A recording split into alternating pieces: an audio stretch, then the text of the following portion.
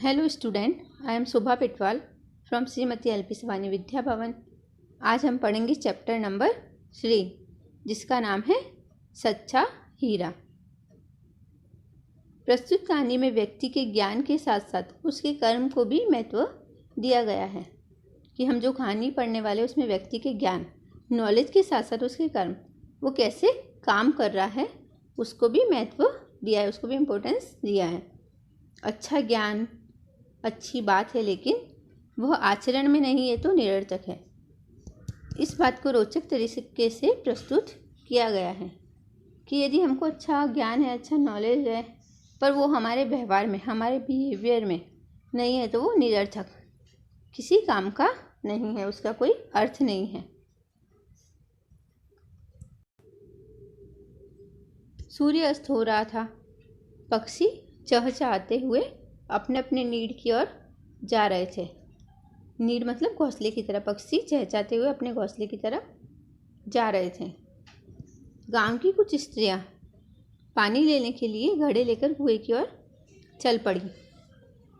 पानी भरकर कुछ स्त्रियां तो अपने घरों को लौट गई, परंतु उसमें से 4 कुएं की पक्की जगह पर बैठकर आपस में इधर उधर की बातें करने लगी कि शाम का समय हो गया था तो पक्षी अपने अपने घोंसले की ओर जा रहे थे और गांव की कुछ स्त्रियां पानी लेने के लिए कुएं पर गई थी। तो बाकी स्त्रियां पानी भरकर अपने अपने घर चली गई, पर कुछ स्त्रियां उसमें से चार स्त्रियां कुएं की पक्की जगह पर बैठकर आपस में इधर उधर की बातें करने लगी। बातचीत करते करते बात बेटों पर जा पहुंची। उसमें से एक की उम्र सबसे बड़ी लग रही थी। वह कहने लगी, भगवान सबको मेरे बेटे जैसा बेटा दे। मेरा बेटा लाखों में एक है। उसका कंठ बहुत सुंदर है। वह बहुत अच्छा गाता है। उसके गीत को सुनकर कोयल और मैना भी चुप हो जाती हैं। लोग बड़े चाव से उसका गीत सुनते हैं। उसमें से एक स्त्री जो सबसे बड़ी उम्र की लग रही थी, वो कहने लगी कि भगवान मेरे बेटे जैसा ही सबको बेटा दे। मेरा बेटा तो लाखों में एक है। उसका कंठ, उसका जो स्वर है, जो गाता है, वो बहुत मधुर है, बहुत मीठा है। वह बहुत अच्छा गाता है और उसके गीत को सुनकर कोयल और मैना भी चुप हो जाते हैं। लोग बड़े चाव से उसका गीत सुनते हैं कि लोग बहुत ही चाव से, एकदम शौक से उसका गीत सुनते हैं। उसकी बात सुनकर दूसरी स्त्री का मन हुआ कि वह भी अपने बेटे की प्रशंसा करे। कि जब पहली स्त्री ने अपने बेटे की प्रशंसा की तो दूसरी स्त्री का भी मन हुआ कि वह भी अपने बेटे की प्रशंसा करे। उसने पहली स्त्री से कहा, मेरे बेटे की बराबरी कोई नहीं कर सकता। वह बहुत ही शक्तिशाली और बहादुर है। वह बड़े बड़े बहादुरों को भी पछाड़ देता है। वह आधुनिक युग का भीम है। जब पहली स्त्री ने बोला तो उसकी बात को सुनकर दूसरी स्त्री ने भी अपने बेटे की तारीफ में बोला कि मेरे बेटे की बराबरी कोई नहीं कर सकता। वह बहुत शक्तिशाली, उसमें बहुत ताकत है और बहुत बहादुर है, उसमें बहुत हिम्मत है। वह बड़े बड़े बहादुरों को भी पछाड़ देता है कि एक से एक बड़े से बड़े बहादुर को भी पछाड़ देता, हरा देता है। वह आधुनिक युग का भीम है कि जैसे भीम ताकतवर और इतना हष्ट-पुष्ट था और भीम अपनी गदा से बड़े बड़े राक्षसों को और बड़े बड़े शक्तिशाली लोगों को भी हरा देता था। उसी प्रकार उसने बोला कि मेरा बेटा तो आधुनिक युग का भीम है।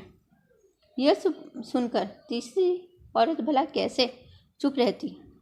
वह बोल उठी, मेरा बेटा साक्षात बृहस्पति का अवतार है। जब 2 स्त्रियों ने बोला उसके बाद में तीसरी औरत भी कैसे चुप रहती, उसने भी एकदम से बोला कि मेरा बेटा तो एकदम साक्षात, ऐसा लगता है कि बृहस्पति ही का ही जन्म हुआ है, कि अवतार है। वह जो कुछ पढ़ता है एकदम याद कर लेता है। ऐसा लगता है मानो उसके कंठ में सरस्वती का निवास हो। कि मेरा बेटा जो भी कुछ पढ़ता है उसको एकदम याद हो जाता है, कि जो उसने पढ़ लिया उसको याद हो जाएगा। ऐसा लगता है कि मानो उसके कंठ में सरस्वती का निवास हो, कि उसके गले में सरस्वती खुद विराजमान हो, कि वो जो भी पढ़ रहा हो उसको याद हो जाता है। तीनों औरतों की बातें सुनकर चौथी स्त्री चुपचाप बैठी रही। उसने अपने बेटे के बारे में कुछ न कहा। पहली ने उसे टोकते हुए कहा, क्यों बहन, तुम क्यों चुप हो? तुम भी तो अपने बेटे के बारे में कुछ बताओ। चौथी स्त्री ने बड़े ही सहज भाव से कहा, मैं तो अपने बेटे की क्या प्रशंसा करूं। वह न तो गंधर्व सा गायक है, न भीम सा बलवान और न ही बृहस्पति सा बुद्धिमान। कि चौथी स्त्री जब चुपचाप बैठी थी तो उन स्त्रियों ने उससे बोला, जो पहली स्त्री सबसे पहले बोली थी, जो उम्र में सबसे बड़ी लग रही थी, कि तुम क्यों चुप हो, तुम भी अपनी बेटे की तारीफ में कुछ बताओ। तो चौथी स्त्री ने बोला कि मेरा बेटा तो एकदम सहज सीधा साधा है, उसकी क्या प्रशंसा करूँ। ना वो गंधर्व सा गायक है, ना भीम जैसा बलवान है, न ही बृहस्पति सा बुद्धिमान है। कुछ समय बाद वे सब घड़े सिर पर रखकर लौटने लगी। कि जब कुएं पे से वो सब बातें करने के बाद अपने अपने घड़े सर पर रखकर घर की ओर लौटने लगी, तभी किसी गीत का मधुर स्वर सुनाई पड़ा। सुनकर पहली स्त्री बोली, सुनो, मेरा हीरा गा रहा है। तुम लोगों ने सुना उसका कंठ कितना मधुर है। कि जब पानी भरकर वो लौट रही थी, उनको मीठी आवाज़ में गाना सुनाई दिया। तो उसमें से पहली स्त्री बोली कि मेरा हीरा गा रहा है। तुम लोगों ने सुना ना कि उसका कंठ कितना मधुर है, उसकी आवाज़ कितनी सुरीली है।